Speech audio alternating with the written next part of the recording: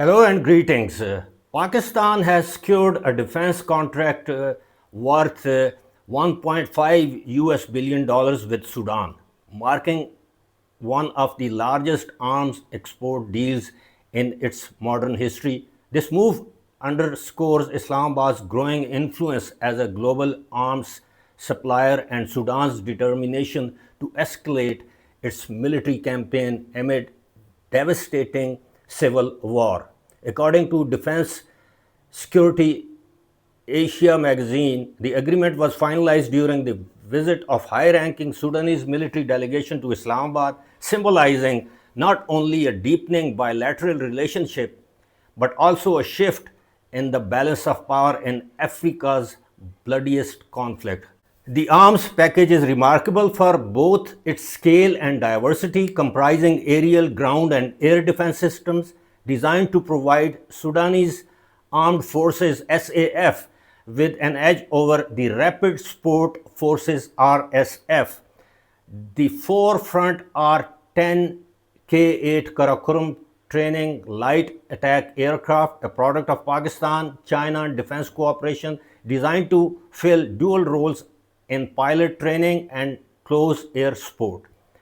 The K-8, equipped with hardpoints for air-to-ground munitions and unguided rockets, allow Sudan to field an economical strike aircraft capabilities, counterinsurgency missions in the harsh environment of Darfur and Khartoum's outskirts. Sudan's air power boost does not end there. The acquisition of MiG-21 engine upgrades prolongs the life of its Soviet-era fleet, which remains a critical element of SAF's order of battle. Though outdated by modern standards, upgraded MiG-21s can still perform limited air defense and strike roles, particularly when supported by new drones assets. The UAV components of the deal particularly striking. Sudan will take delivery of 220 drones from Pakistan of four distinct classes. Shahpur 2 UCAVs, or unmanned combat aerial vehicles, Pakistan's flagship indigenous drones capable of precision strikes with laser guided munitions. Yiha 3 was jointly developed by Pakistan and Turkey. It's a UAV unmanned vehicle, a lightweight reconnaissance drone for tactical battlefield and surveillance. Mark 10K unmanned vehicles, UAVs, optimized for electronic reconnaissance and artillery spotting. Ababil 5 drones, which can be adapted for kamikaze missions against enemy infrastructure. The integration of drones into SAF, or Sudanese Air Force operation, signals a transformation in its doctrine, bringing Sudan into an era of networked drone warfare similar to tactics used in Ukraine, Nagorno-Karabakh, and Yemen.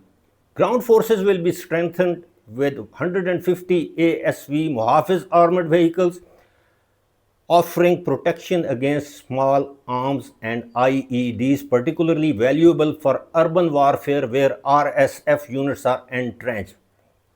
Perhaps the most strategically consequential element is the transfer of HQ-9 long range and HQ-6 medium range air defense system.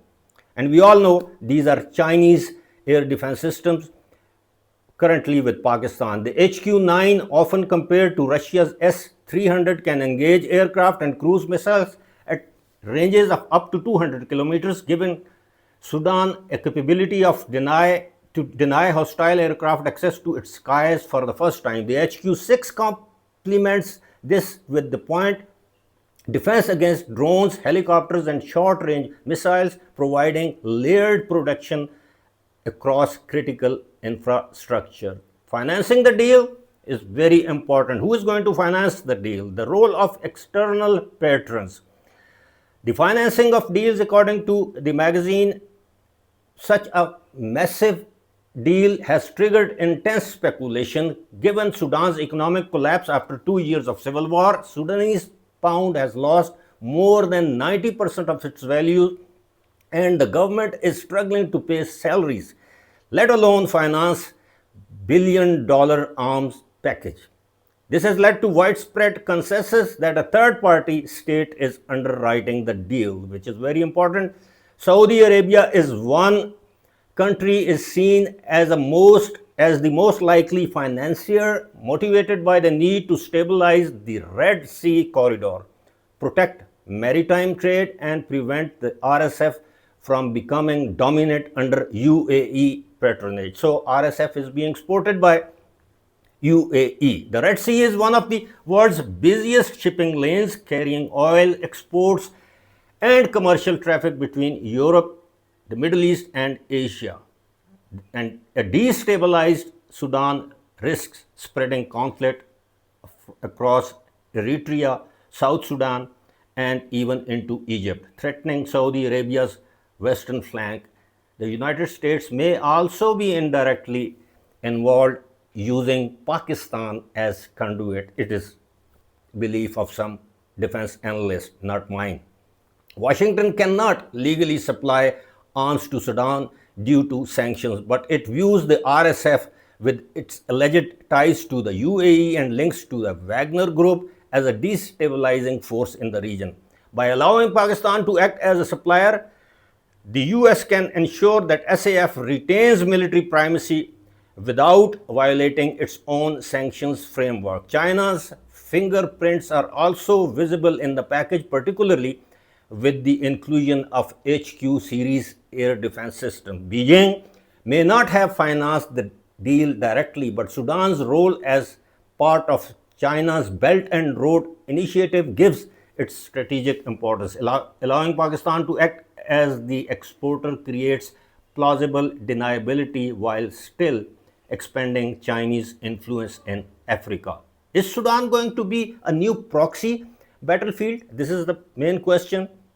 The arms transfers comes at a time when Sudan's civil war has escalated into a multi-layered proxy conflict. The SAF under General Abdul Fattah al-Burhan holds Khartoum and much of northern Sudan, which is supported by Saudi Arabia, while the RSF under Mohammed Hamdan Dagalo dominates the part of Darfur and western Sudan. The war has already displaced over 10 million people, making it one of the worst humanitarian crises since the Rwandan genocide.